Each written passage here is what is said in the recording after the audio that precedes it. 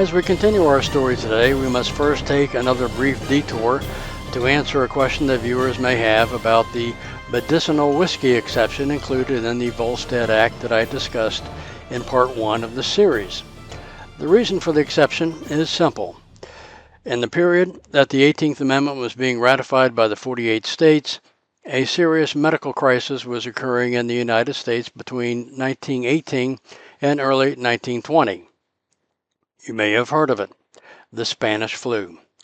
Very reminiscent of our own recent bout with COVID-19, it hit fast and hard, particularly among young adults aged 20 to 40. Medical science being what it was in that era, there was no effective course of treatment, but doctors testified that alcohol, in small quantities, could provide relief to those afflicted. So an exception was made in the Volstead Act for doctor-prescribed alcohol, which unfortunately was promptly and thoroughly abused. During the Prohibition, the railway network crisscrossing North America became a critical tool for transporting illicit alcohol. Gangsters in this context, also referred to as smugglers or bootleggers, relied on trains for their speed, reach, and ability to blend into legitimate trade routes. With Canada maintaining looser liquor laws in the United States at the time, Canadian distilleries thrived by legally producing alcohol for export. Much of this export found its way south of the border. The railway network became a lifeline for moving large quantities of liquor to the U.S., hidden among legitimate cargo. Freight cars loaded with grain or timber often concealed barrels of whiskey or crates of beer, destined for secret distribution hubs. Gangsters demonstrated impressive ingenuity when using the railways. False compartments and boxcars, mislabeled shipments, and bribed railway workers ensured contraband made it past inspections.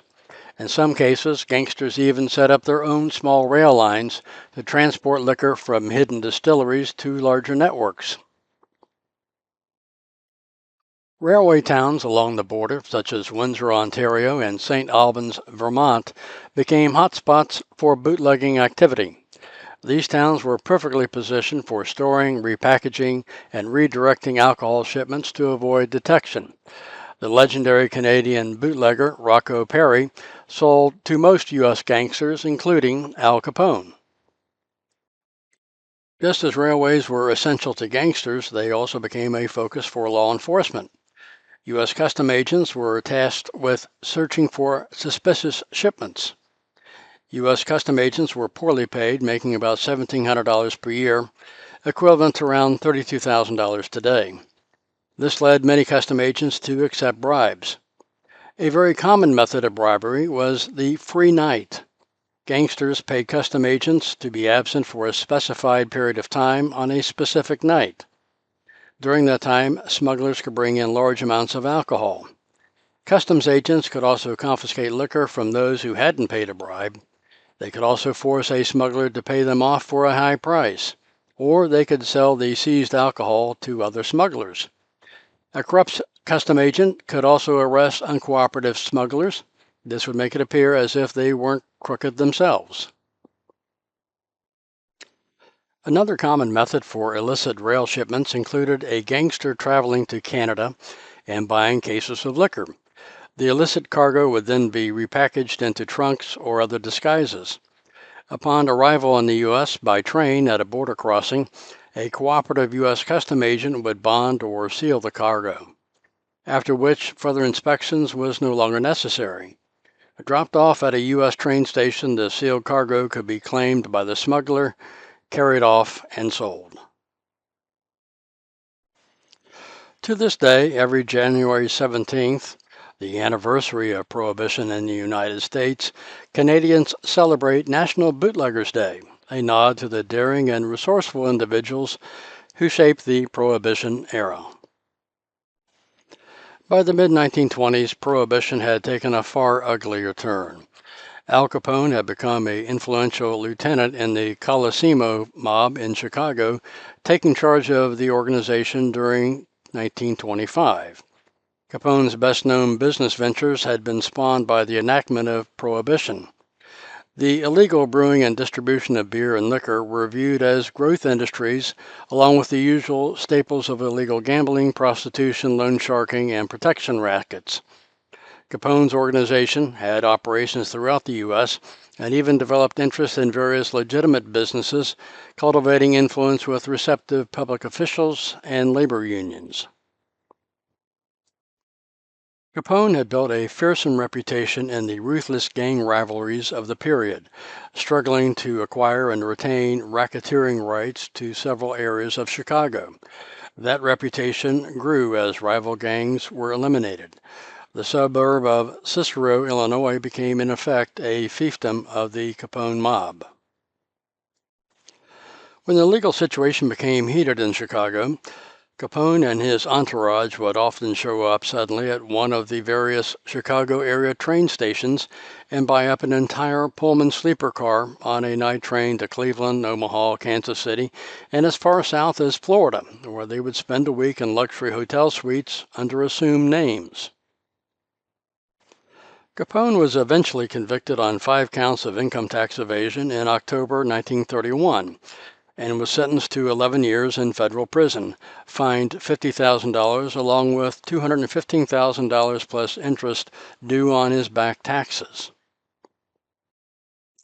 On May 4, 1932, Capone began serving out his federal prison sentence at the federal penitentiary in Atlanta, Georgia. Capone quickly exerted his power and was granted special privileges due to the corruption of prison officials. He was given unlimited access to the warden and was said to maintain large reserves of cash hidden in a cell, often generously tipping guards who would assist in special requests.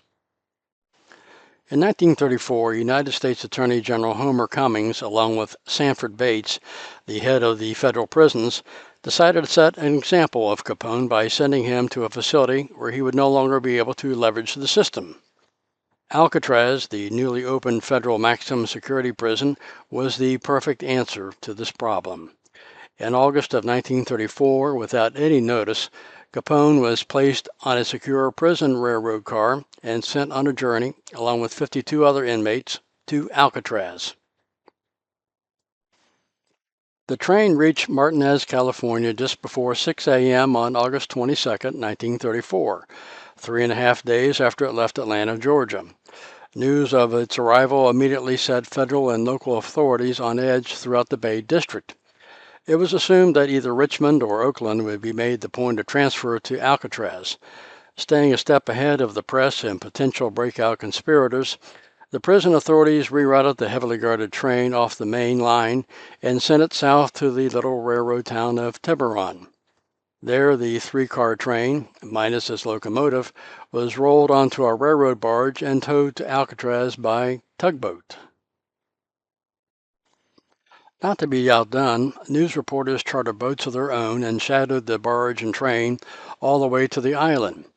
Kept at a distance by a Coast Guard cutter and the Alcatraz launch, the press photographers snapped pictures of the train loading at Tiburon, departing the ferry slip, and crossing the bay, finally tying up at the Alcatraz dock.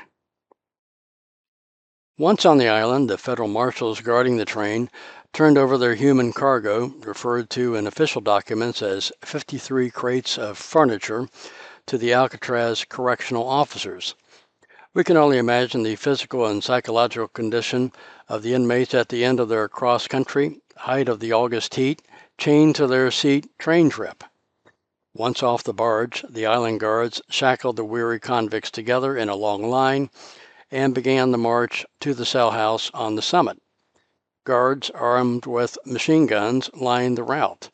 Upon arrival at the cell house, Capone and his fellow travelers were hustled to their assigned cells. Capone was released from prison in 1939. In March 1933, President Roosevelt signed an amendment to the Volstead Act that legalized the sale of wine and beer containing up to 3.2% alcohol. Later in 1933, approval of the 21st Amendment, which repealed Prohibition entirely, still left each of the 48 states with the right to restrict or ban outright purchase or sale of alcohol within their respective boundaries. I hope you've enjoyed today's program. Please like and share this video with your friends. It helps the channel out. If you haven't done so already, please consider subscribing to our channel. Many thanks to those who have assisted in the research and production of this video, including members of the Cincinnati Railroad Club, whose support is crucial in the distribution of these videos, as well as the Public Library of Cincinnati and Hamilton County and Lane Public Library in Hamilton, Ohio. Until we meet next time on the High Iron, stay safe out there.